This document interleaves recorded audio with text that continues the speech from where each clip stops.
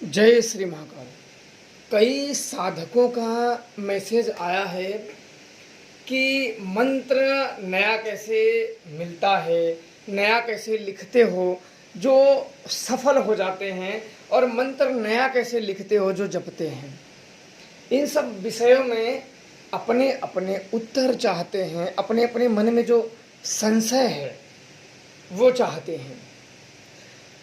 तो मैं आज इस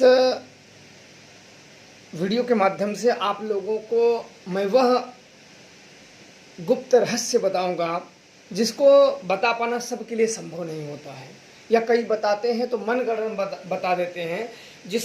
जिसको मंत्र मिला ही ना हो वो क्या बताएगा।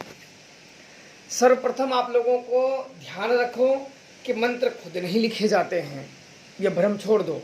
मंत्र आपको मिलता है और वो आपको साल भर में, 2 साल में, 1 साल में कभी उनके माध्यम से प्राप्त होता है।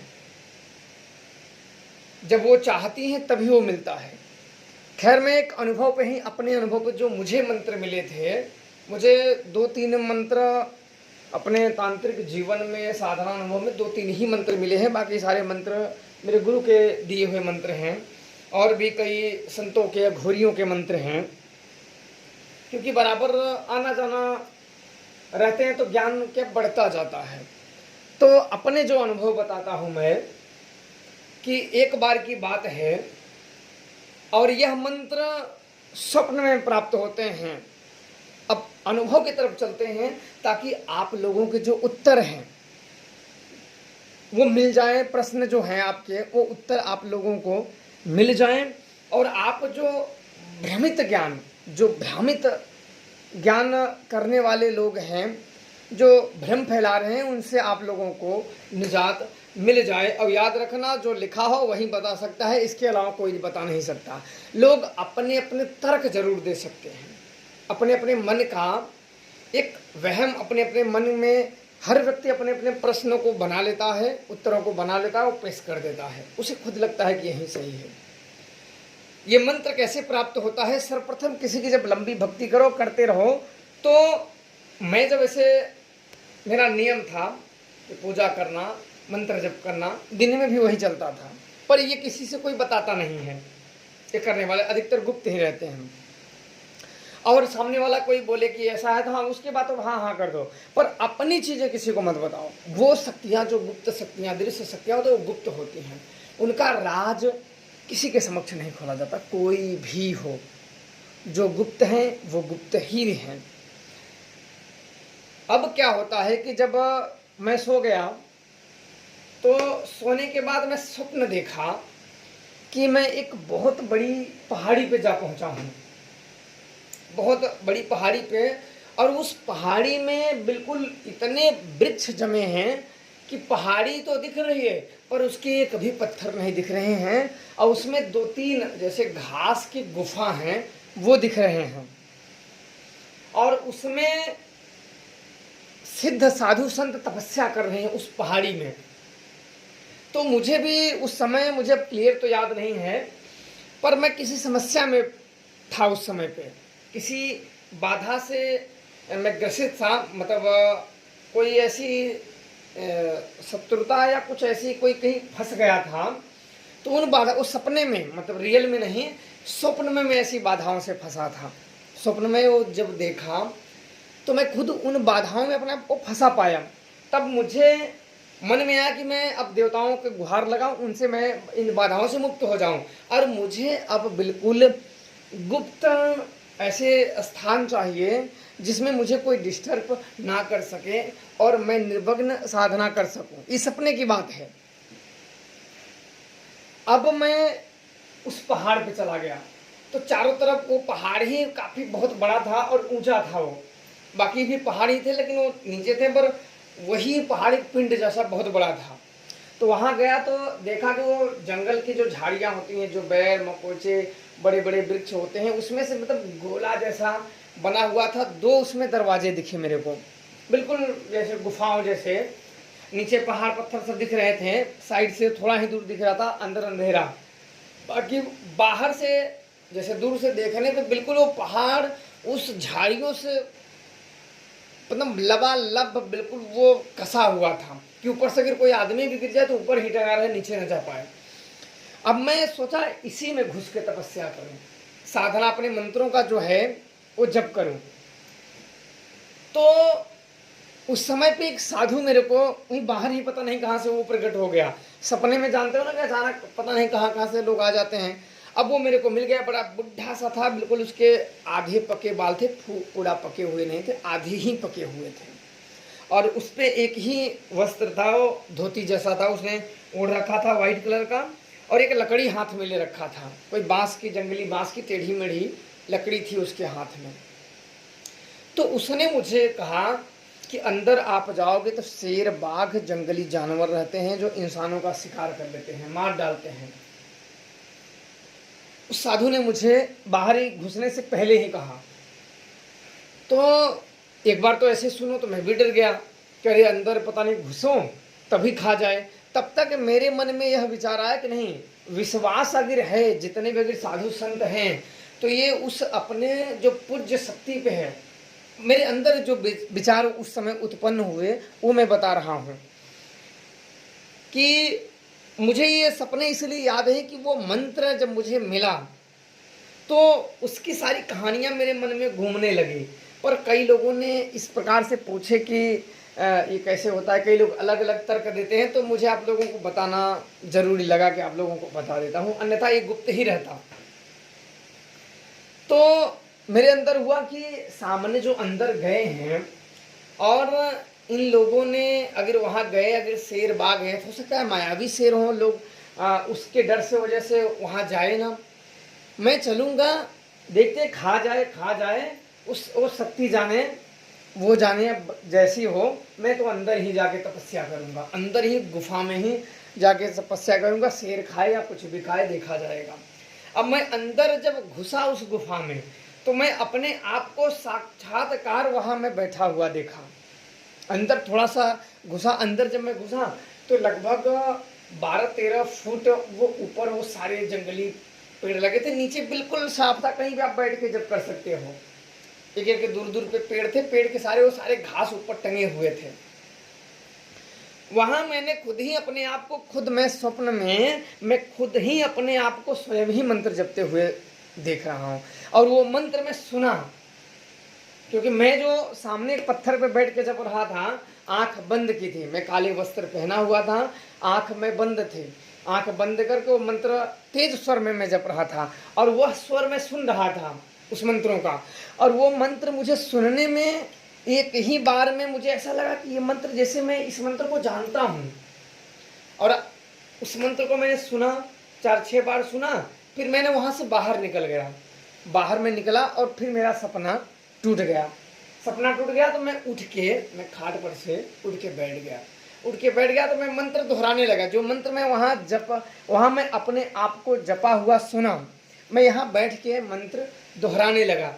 जब मैं मंत्र दोहराने लगा तो मंत्र मुझे उस सुनने से ही वो मंत्र याद हो गए। और मंत्र में बड़ा ही सरलता पूर्वक उस मंत्रों का मैं जप कर रहा था। तो मुझे लगा कि अरे यार ये मंत्र तो मुझे अब जपना चाहिए, बढ़िया है, क्योंकि कभी कभी नए मंत्र से मिल जाते हैं तो थोड़ा बहुत इधर उधर लगता है, 2-4 दिन उसको अगर कंठस्थ कर लो तो उस मंत्र में मजा आने लगता है। मैंने उस मंत्र को जपा, और जपने के बाद मुझे जो मिला वो मैं यहाँ नहीं बता सकता हूँ, पर वो मंत्र की एक अलौकिक महिमा होती है।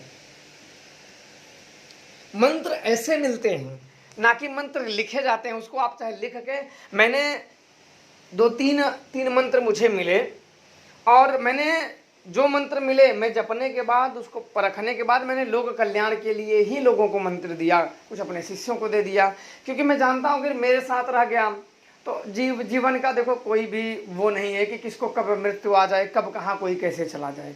इसलिए अगर समाज में वो मंत्र फैली रहेगी, हो सकता है कि कोई उतना योग्य ना मिले या कोई उतना योग्य ना हो जो ऐसी चीज़ें ना प्राप्त कर पाए।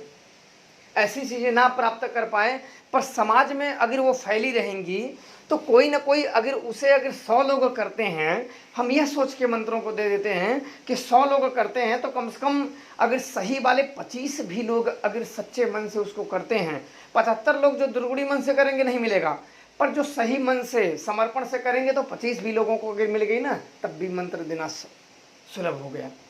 तो इस प्रकार से मंत्र मिलता है। और रही बात मंत्र लिखने की, तो आपके तो मन में उपज गए ना, जैसे आपने 10 मंत्र पढ़ लिए तो आप तो स्वयं ही लिख डाले, ह्रीम क्रीम श्रीम बगलामुखी आगच्छ फट स्वाहा। ये तो आपके मन के मंत्र हैं, ये आपकी जो माइंड है इसने आपको बना लिया है। पर वह मंत्र जो मिलते हैं वो मंत्र अद्भुत होते हैं, और उस मंत्रों में असफलता की कहीं भी गुंजाइश नहीं होती है। असफलता उसमें कहीं भी नहीं होती है। जिसको जपाया जाए उसे सफलता मिलती ही है। कोई भी व्यक्ति हो, चाहे देवी देवताओं को मानने वाला हो, न मानने वाला हो, चाहे आस्तिक हो चाहे नास्तिक हो, कोई भी हो, उस मंत्रों का चरण पूरा कर लेगा उसे मिल जाती है। गुरु कृपा हो उसे प्राप्त हो जाती है। तो मंत्र ऐसे मिलते हैं और इस मंत्र को फिर लिख लिया जाता है। कई मंत्र मैंने बताए हैं, कई मंत्र नहीं बताए हैं। कई मंत्र मैंने सोचा कि लोगों में नहीं आना चाहिए, कुछ ही लोगों को। कई मंत्र मैंने दे दिए, जैसे आपने देखा हनुमान जी का और वीर मसान का, तो ये सब मंत्र वही है। वीर मसान की भी एक अलग रहस्य है, वीर मसान के मंत्रों का, वो भी मैंने लोक कल्याण के लिए दे दिया है कि आप लोग करना चाहो। हाँ, उसका गलत इस्तेमाल करोगे तो परिवार घर नष्ट हो जाता है, इससे कोई भी नहीं बच सकता है, कोई भी कुछ भी जतन कर ले, क्योंकि मैं उसको पाया हूँ और मुझे जो मिला और उसकी जो मुझे सावधानियां बताएगी वो मैं जानता हूँ। बाकी चाहे कोई भी हो, चाहे करने वाला हो, सिद्ध करने वाला हो, सिद्ध कराने वाला हो, उन सावधानियों को अगर छोड़ता है तो विश्व के घेरे से नहीं गर्दन तोड़ देगा। तो आप लोगों को समझ में आ गया होगा कि मंत्र कैसे मिलता है। कई होते हैं कि अपने मंत्र जप का देवता में जब रम जाते हैं तो खुद ही अपने आप को मंत्र जपता हुआ सुनते हैं और वो मंत्र हमें याद हो जाता है। जैसे इस मंत्र को हम बड़े अच्छे तरीके से जानते हैं, पर हम ऐसे नहीं जानते। जब सपन में हम वो मंत्रों को अपने आप को जपते हुए अगर सुन लेते हैं तो हमें जब अपने इस जीवन में भौतिक शरीर में जब हम जागते हैं, उठते हैं, तो हमें लगता है कि ये मंत्र पहले से ही हमें आते थे, पर हमें उससे पहले नहीं आते थे। पर उसको जब एक बार याद कर लो, सुन लो, तो आप तुरंत उसको मंत्र को पूरा बोलने लगोगे। अरे यार, जैसे ये मंत्र तो मुझे पहले से ही याद था, जैसे माया का पर्दा पड़ गया हो। तो मंत्र इस प्रकार से। और देवी देवता कब देते हैं? जब आप उसके अधिकारी हो जाते हो। हाँ, इसमें एक नियम होता है मंत्रों को मिलने में कि मंत्रों को किसी अन्य के साथ शेयर न किया जाए। ये अत्यधिक गुड़ रहस्य होता है कि कोई भी मंत्र किसी भी व्यक्ति को शेयर न किया जाए। पर जब लोक कल्याण की भावना मन में होती है तो दे दिया जाता है। अन्यथा होता है ना कि व्यक्ति अगर किसी को नहीं देता तो उसी के साथ वो मंत्र भी चल बसता है। वो चल बसा तो वो मंत्र भी उसी के साथ चल बसा। इसलिए मंत्रों को दे दिया जाता है ताकि लोग अपना कल्याण कर सकें। हाँ, मंत्रों को दिया जाता, पर यह नहीं कि खुद ही अपना कल्याण करें, उनका गलत इस्तेमाल करें। गलत इस्तेमाल करेंगे तो उनका विनाश और नाश निश्चित है, उनमें कोई दो राय नहीं, कोई भी उनको बचा नहीं सकता है। क्योंकि इस सब मंत्र के सुपरिणाम है तो दुष्ट परिणाम भी है। अच्छे कामों के अच्छे परिणाम है, बुरे कामों के बुरे परिणाम है। सोच समझ के ही करना चाहिए। कहावत है ना कि ओझा के ही घर में ओझा होता है। मतलब ये तंत्र मंत्र जो हटाने वाले होते हैं, जब इनके घर में समस्या आती है, इनके ऊपर समस्या आती है, तो स्वयं भी नहीं बच पाते। इसलिए सदैव सत्कर्मों से कार्य करें, मन पवित्रता से करें, ताकि आपको जीवन में कभी भी समस्याओं का सामना ना करना पड़े। तो मंत्र आप लोगों को समझ गया हो, आप में आ गया होगा कि कैसे मिल जाते हैं। वो चाहें तभी मिलता है। बाकी मनगढ़ंत आप लिखना चाहो तो लिख डालो, कोई भी फर्क पड़ने वाला नहीं है। आपको पता है जैसे बीज मंत्रों का ज्ञान हो गया हो कि ये शक्ति इसका बीज मंत्र है, तो पर ये नहीं होता है। एक सिद्ध जब व्यक्ति कोई आपको मिलता है कोई दिव्य शक्तियों द्वारा, तो वो आप किसी भी तरीके से परख सकते हो। कोशिश करें कि मंत्रों को ना दे, क्योंकि अगर सच्चा व्यक्ति है तो अगर सम्मान कर गया तो सफल हो गया, अगर अपमान कर गया तो समझो कि ऐसे लोगों को मंत्र देने से कोई लाभ नहीं होता है कि जो वो मंत्रों की महिमा भूल जाए और गलत व्यक्ति की सत्ता को स्वीकार कर ले। तो आशा करता हूं कि आप लोगों के जो प्रश्न थे कि मंत्र कैसे लिखे हैं, क्या हैं, आप लोगों को समझ में आ गया होगा। और ये बहुत ही कम लोगों को होता है, बहुत ही दुर्लभ लोगों को होता है, या यूँ कहें कि बहुत सेवा भक्ति आराधना द्वारा ही संभव होता है। इतना आसान नहीं होता है देवताओं की कृपा अपने ऊपर प्राप्त कर लेना। ये भूत नहीं है कि कहीं भी गए दारू शीशी चढ़ा दिए मिल गए। ये देवता होते हैं। श्रद्धा भक्ति समर्पण हिम्मत सब दिखानी पड़ती है, तब जाके कभी कभी आपको लगता है कि मुझे लगता है कि कल का दिन नहीं देखा ना होगा, पर जब उसके बाद जो आपको मिलता है ना, आपको लगता है कि अगर मैं इसमें गलत निर्णय अपने पैरों को पीछे खींच लेता तो आज मैं इस शक्ति से वंचित हो जाता। वो बाद में आपको याद आता है, जब वो मिल जाती है ना, तब आपको एक निर्णय, एक गलत निर्णय उसको खो देता है। तो ऐसे मिलती हैं ये शक्तियाँ और ये मंत्र। बाकी आप लोगों को समझ में आ गया होगा। ब्राह्मण का ज्ञान जो है जैसा भी है, लोग अपना भले फूलें, खुश रहें, प्रसन्न रहें। जय श्री महाकाल।